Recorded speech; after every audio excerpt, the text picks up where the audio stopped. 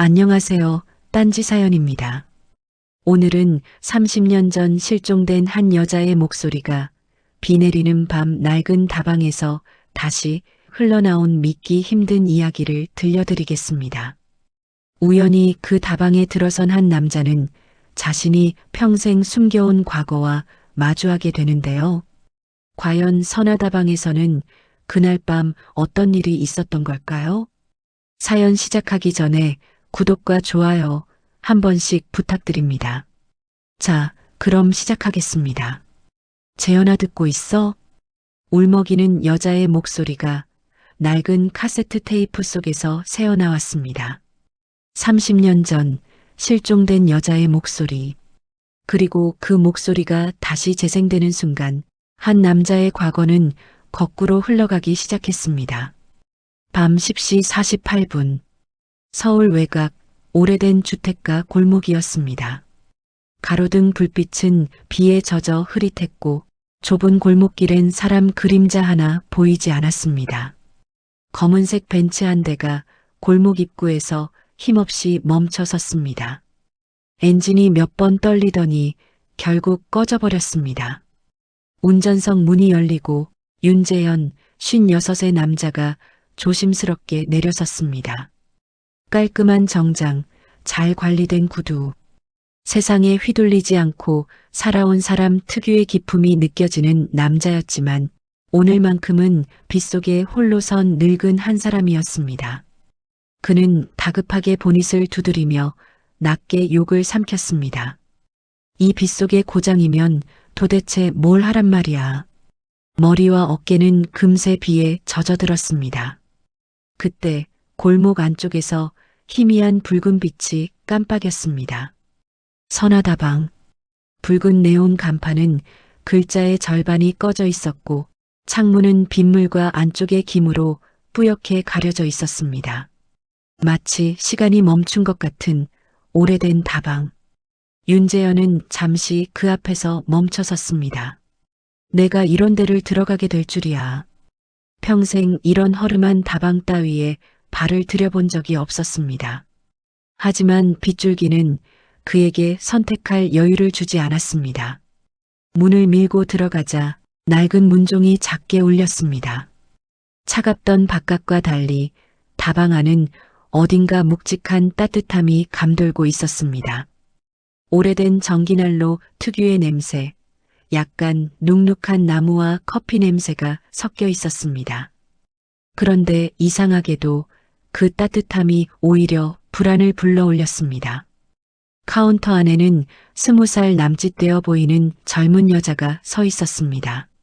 하얀 피부, 약간 어두운 조명 아래 더 창백해 보이는 얼굴, 젖은 듯 축 늘어진 긴 머리카락, 빛이 바랜 회색 앞치마.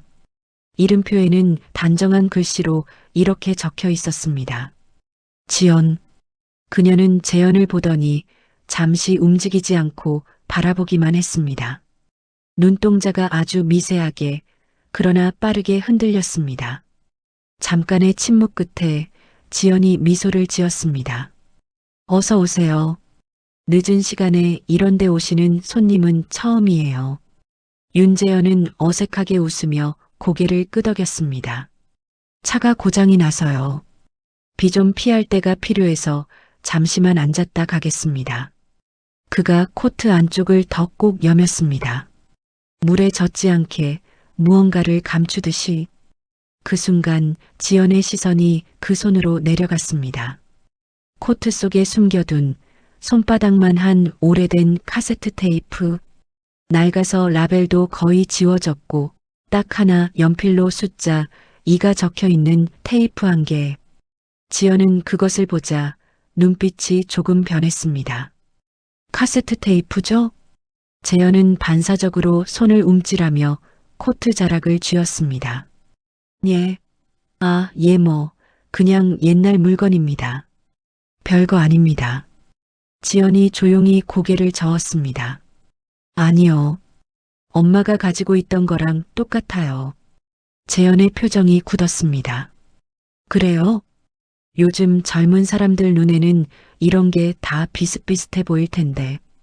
지연은 카운터 안에서 뭔가를 준비하며 시선을 떼지 않은 채 말했습니다. 엄마가 늘 듣던 테이프도요. 라벨이 다 벗겨져 있었고 연필로 숫자 2만 적혀 있었어요. 지금 회장님 손에 있는 것처럼요. 회장님, 처음 보는 아가씨였지만 그는 자신이 어떤 사람인지, 어떻게 살아왔는지 이미 알고 있는 듯한 호칭을 사용했습니다. 윤재현은 의자에 앉았습니다. 허리를 곧게 펴려 했지만 어쩐지 허리가 저절로 구부정해지는 느낌이 들었습니다. 지연이 물었습니다. 뭐 드릴까요? 커피 아니면 차? 그냥 아무거나 따뜻한 걸로. 그는 대답을 하고도 자신의 목소리가 낯설게 들렸습니다. 평소 회의실에서 큰 소리로 지시를 내릴 때의 목소리가 아니었습니다. 어딘가 기가 꺾인 사람의 조심스러운 목소리. 잠시 후 지연이 말했습니다. 여기 아직 테이프 데크 있어요. 요즘 쓰는 사람 하나도 없는데 이상하게 이건 버리질 못하겠더라고요. 그녀는 카운터 옆에 놓인 오래된 오디오를 가볍게 두드렸습니다. 구식 테이프 데크가 달린 낡은 기기였습니다. 한번 들어보실래요? 회장님이 가져오신 테이프. 윤재현은 본능적으로 고개를 저었습니다. 아니 뭐 굳이 들을 것까진. 지연이 조용히 웃었습니다. 입꼬리는 부드러웠지만 눈빛은 예리했습니다. 혹시 그 목소리 다시 듣고 싶지 않으세요? 목소리. 그녀는 분명히 노래도 음악도 아닌 목소리라고 말했습니다. 이 테이프 안에 뭐가 들어있는지 아는 사람은 세상에 한 사람뿐이라고 생각해 왔습니다. 바로 자신. 그녀는 카운터 밖으로 나와 데크 앞에 섰습니다. 손님이 가져오신 테이프니까 회장님이 직접 넣어보세요. 테이블 위에 코트에서 꺼낸 테이프가 놓였습니다. 윤재현의 눈동자가 떨렸습니다. 30년 전 그날 이후로 단 한 번도 끝까지 재생해보지 못한 테이프. 그는 떨리는 손으로 테이프를 집어들었습니다. 데크 뚜껑을 열고 조심스럽게 넣었습니다. 버튼을 누르는 순간 테이프가 돌아가기 시작했습니다. 눈에 보이지 않는 그 회전 소리가 그의 심장 박동과 묘하게 겹쳐 뛰고 있는 것 같았습니다. 잡음이 흘렀습니다. 마치 비가 유리창을 긁는 듯한 잡음 사이로 누군가의 숨소리가 섞여 들어왔습니다. 하하. 여자의 숨소리였습니다. 힘들게 숨을 고르는 소리, 울음을 참고 있는 듯한 떨림. 그리고 익숙하면서도 절대 다시 듣고 싶지 않던 그 목소리. 재현아, 듣고 있어? 윤재현의 입술이 저절로 열렸습니다. 선아? 옆에서 지연이 그를 똑바로 바라보고 있었습니다. 회장님, 그분, 제 엄마 맞죠? 윤재현은 쉽사리 대답하지 못했습니다. 입안이 바짝 말랐습니다. 그냥 옛날 아는 사람입니다. 애써 아무렇지 않은 얼굴을 지어보려 했지만 손가락 끝이 떨리고 있었습니다. 지연은 그 떨림을 놓치지 않았습니다. 그러면서도 아무렇지 않은 듯 말했습니다. 엄마 이름 정선화예요. 윤재현의 심장이 크게 한번 내려앉았습니다. 뭐라고? 정선화. 그래서 이 다방 이름도 선화다방이에요. 그는 다방의 간판을 떠올렸습니다. 비에 젖어 흐릿하던 붉은 글자들. 엄마가 사라졌을 때 저는 아직 어렸어요. 기억이 잘 안 나는 것 같다가도 어떤 장면들은 너무 또렷해요. 지연은 그렇게 중얼거리며 다방 한쪽 벽으로 다가갔습니다. 나무 문이 벽지로 막혀 있는 벽. 얼핏 보면 평범한 벽처럼 보였지만 지연은 그 가운데쯤 손을 가져가더니 무언가를 눌렀습니다. 툭! 미세한 진동과 함께 벽 전체가 서서히 뒤로 밀려났습니다. 그 뒤로 드러난 작은 공간. 회장님, 들어와 보실래요? 숨겨진 방 안에는 수많은 사진이 붙어 있었습니다. 어디선가 오려낸 신문기사, 실종 신고문, 빨간 펜으로 밑줄이 쳐진 메모들, 그리고 여러 장의 여자 사진, 다정하게 웃고 있는 얼굴, 어딘가 쓸쓸한 얼굴, 그리고 마지막으로 찍힌 듯한 흐릿한 옆 얼굴. 정선아. 윤재현은 사진에서 눈을 떼지 못했습니다. 지연이 말했습니다. 엄마가 사라지고 나서 이 다방은 한동안 닫혀 있었어요. 사람들 기억에서도 조금씩 잊혀졌고요. 근데 저는 잊을 수가 없더라고요. 그녀는 서랍을 열고 낡은 수첩을 한 권 꺼냈습니다. 표지는 벗겨졌고 군데군데 찢어져 있었습니다. 엄마 수첩이에요. 지연은 수첩을 펼쳐 한 페이지를 가리켰습니다. 7월 14일. 재현 만나기. 잊지 말기. 윤재현의 손이 허공에서 떨렸습니다. 지연은 조용히 물었습니다. 회장님, 이날 기억하세요? 그는 입술을 달싹였지만 소리가 나오지 않았습니다. 머릿속 어딘가에서 위태롭게 닫아둔 문 하나가 삐걱거리며 흔들리는 느낌이 들었습니다. 지연이 말을 이었습니다. 신기하죠? 엄마가 사라진 날짜 7월 14일, 그리고 제가 태어난 날짜도 7월 14일이에요. 말을 들은 순간 윤재현의 무릎이 풀릴 것 같았습니다. 설마 그게 나와 무슨 상관이 있다고. 지연의 눈빛이 조금 굳어졌습니다. 회장님, 한 번도 생각해 본 적 없어요? 제가 회장님 딸일 수도 있다는 거. 그는 괴성을 지르다시피 했습니다. 아니야. 그럴 리가 없어. 선아는 그런 말, 그런 얘기 한 적 없어. 지연은 눈을 가늘게 뜨며 되물었습니다. 그럼 제 존재는 누가 만든 걸까요? 조용한 방 안에서 그 질문이 오래도록 울리는 것 같았습니다. 그때였습니다. 윤재현의 머릿속에서 무언가 번쩍하고 터지는 느낌이 들었습니다. 비 내리는 골목, 우산도 없이 달려가는 선아의 뒷모습, 누군가가 그 뒤를 바짝 따라오는 장면. 누가 따라온다. 도망도. 수첩의 다음 장에 적힌 끊긴 문장들이 머리를 스쳤습니다. 그리고 또 하나의 장면. 불길에 휩싸인 낡은 창고. 문틀을 붙잡고 서 있는 젊은 자신의 손. 문 안쪽 문을 두드리며 울부짖던 선아의 목소리. 재현아, 열어줘. 제발. 윤재현은 두 손으로 머리를 감싸 쥐고 무릎을 꿇었습니다. 안 돼.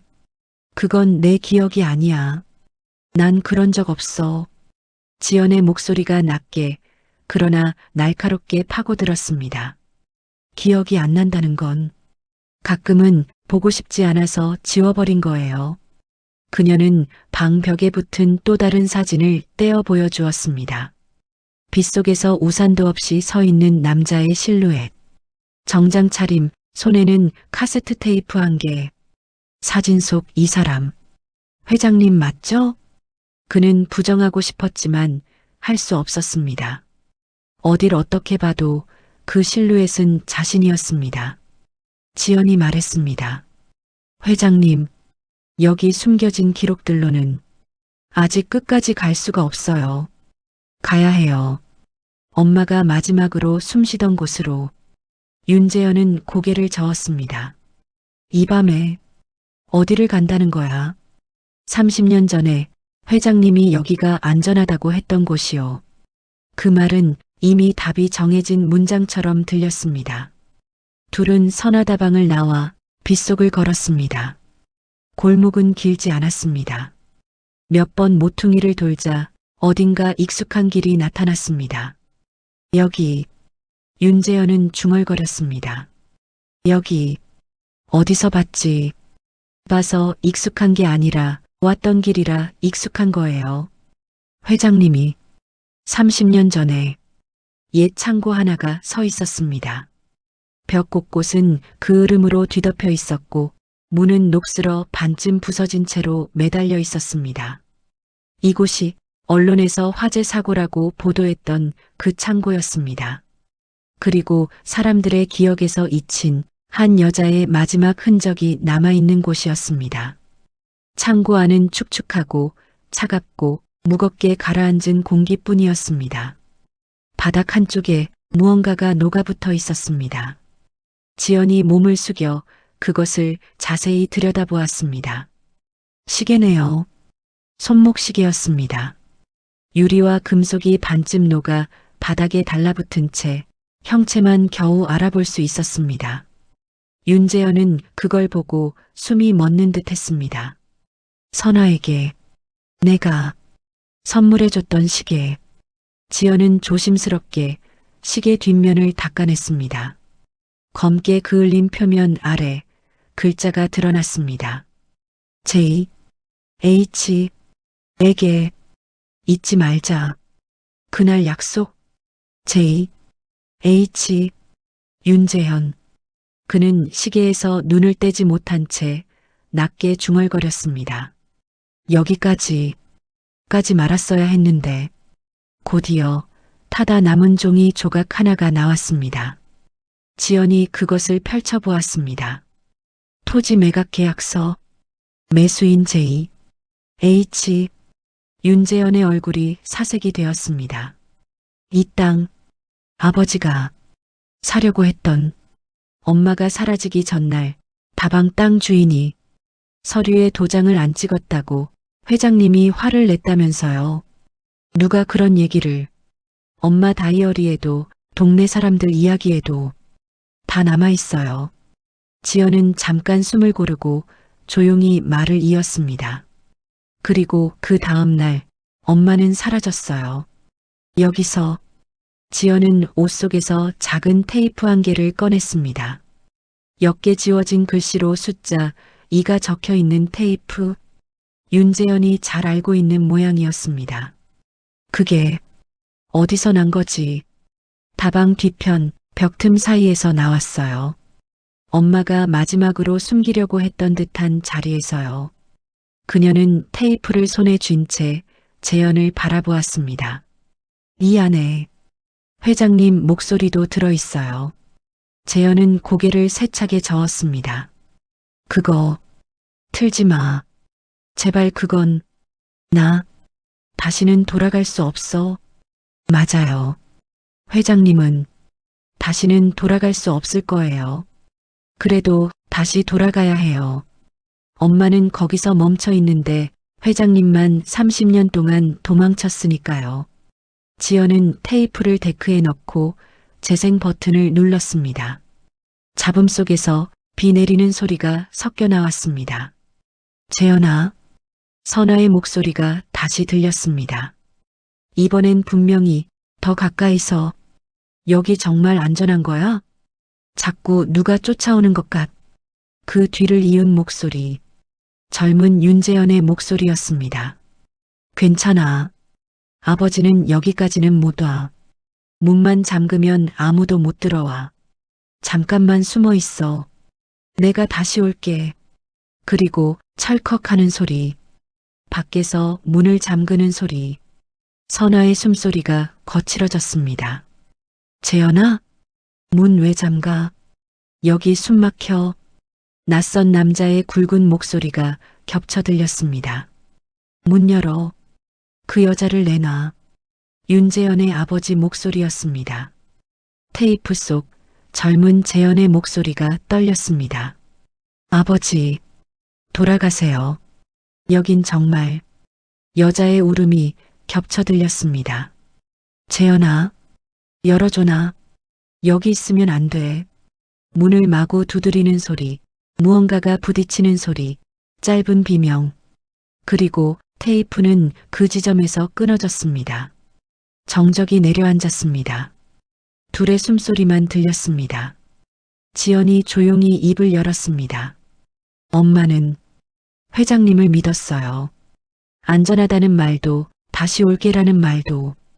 그런데 회장님은 문을 잠갔죠. 윤재현은 이제 숨을 제대로 쉬지도 못했습니다. 입술이 파르르 떨렸습니다. 나는 선아를 지키려고, 숨겨주려고. 그래요. 회장님 입장에서는 숨겨준 것일 수도 있겠죠. 근데 엄마 입장에서는요? 밖에는 회장님 아버지가 서 있고, 안에는 불이 붙고, 문은 잠겨 있고, 지연의 목소리가 조금 갈라졌습니다. 도망칠 구멍이 하나도 없었어요. 윤재현은 바닥을 짚고 천천히 주저앉았습니다. 나는 겁이 났어. 아버지가 무서웠어. 내 자리, 내 이름, 내 인생. 그게 부서질까봐. 그래서 선아를 문 안에 가둬버렸어. 그 순간 창고 문이 아주 조금 안쪽에서 움직이는 것 같았습니다. 윤재현은 몸을 움찔하며 문을 바라봤습니다. 지연아. 맞지? 누가 있는 것 같지 않나? 지연은 문을 뚫어지게 바라보았습니다. 엄마예요. 윤재현은 떨리는 목소리로 중얼거렸습니다. 선아는 죽었잖아. 네, 죽었어요. 근데 여긴 아직 그날 밤이에요. 지연은 한 걸음 문 쪽으로 다가갔습니다. 윤재현이 그녀의 팔을 붙잡았습니다. 안 돼. 열지 마. 그때처럼. 선아가 또. 지연은 그의 손을 조용히 뿌리쳤습니다. 그때는 회장님이 문을 닫았죠. 이번엔 10차례예요. 그녀는 문고리에 손을 올렸습니다. 문이 아주 조금 조심스럽게 열렸습니다. 차가운 기운이 안으로 스며들어오는 듯 했습니다. 문틈 아래로 하얀 손 하나가 더듬거리듯 들어왔습니다. 굳어버린 손가락, 긁힌 자국들, 여기저기 타버린 자국. 그 손이 바닥을 더듬으며 조금씩 재현 쪽으로 다가왔습니다. 재현아. 문틈 너머에서 낮고 가늘지만 분명한 선아의 목소리가 들려왔습니다. 윤재현은 그 자리에서 울부짖었습니다. 선아야. 미안해. 미안하다. 내가 문을 열었어야 했는데 너를 그 안에 혼자 두고 도망쳐버려서. 그는 마치 죄수처럼 바닥에 무릎을 꿇고 두 손으로 얼굴을 감싸 쥐었습니다. 나 때문에. 내가 그렇게. 지연이 그 옆에 서서 문틈을 바라보며 말했습니다. 엄마, 들었지? 회장님 이제 기억났어. 도망치지 않고 여기까지 왔어. 문틈의 손이 서서히 멈췄습니다. 잠시 뒤 그 손이 아주 천천히 뒤로 물러나기 시작했습니다. 마치 무언가를 놓아주는 사람처럼. 윤재현은 울먹이는 목소리로 계속해서 말했습니다. 선아야. 내가 갇혀있던 시간만큼, 아니, 그보다 더 오래 이 죄를 안고 살게. 이제 너는 편해져도 된다. 그 말이 다 끝났을 때 문틈 너머에서 누군가 조용히 한숨을 내쉬는 듯한 기척이 스쳐 지나갔습니다. 그리고 더 이상 문고리는 움직이지 않았습니다. 다음 날 비는 그쳤습니다. 선아다방은 여전히 그 자리에 서 있었습니다. 붉은 네온은 예전처럼 깜빡였지만 이상하리만큼 조금 더 선명해진 것처럼 보였습니다. 윤재현 회장은 자신이 관여했던 개발 비리와 정선아 실종 사건에 대해 늦었지만 경찰에 출두했습니다. 언론은 난리가 났습니다. 재벌 회장, 30년 전 연인 실종 사건의 연루, 비리 개발의 이면에 숨겨진 비극, 수많은 헤드라인이 쏟아졌습니다. 그러나 정작 본인은 어떤 기사에도 관심을 두지 않았습니다. 그가 눈을 떼지 못한 것은 그날 밤 불이 났던 창고 터역, 여전히 불이 꺼지지 않고 있는 작은 다방이었습니다. 선아다방. 그곳에서 지연은 여전히 카운터에 서서 손님들에게 커피를 내립니다. 낯선 손님이 문을 열고 들어오면 가끔 이렇게 묻습니다. 테이프? 좋아하세요? 누군가는 웃으며 요즘 누가 그런 걸 들어요? 하고 대답합니다. 그러면 그녀는 살짝 웃으며 말합니다. 가끔은요. 잊고 싶은 것도 녹음이 되어 있더라고요. 누군가의 목소리로요. 선아의 목소리가 담긴 마지막 테이프는 다시 재생되지 않습니다. 굳이 틀지 않아도 이제 그 목소리는 두 사람의 기억 속에 그리고 선하다방의 공기 속에 영원히 머물고 있기에 오늘의 사연 어떻게 들으셨나요? 사랑한다고 말하면서도 지키지 못했던 약속, 두려움 때문에 외면했던 진실. 우리는 때로 그때 하지 못한 선택 앞에서 오래도록 갇혀 살기도 합니다. 하지만 늦게라도 잘못을 인정하고 피하고 싶었던 문 앞에 다시 서는 순간, 그때부터 진짜 속죄와 치유가 시작되는 건 아닐까요? 지금까지 딴지 사연이었습니다. 끝까지 시청해 주셔서 진심으로 감사드리고요. 다음엔 더 깊고 더 놀라운 이야기로 찾아뵙겠습니다.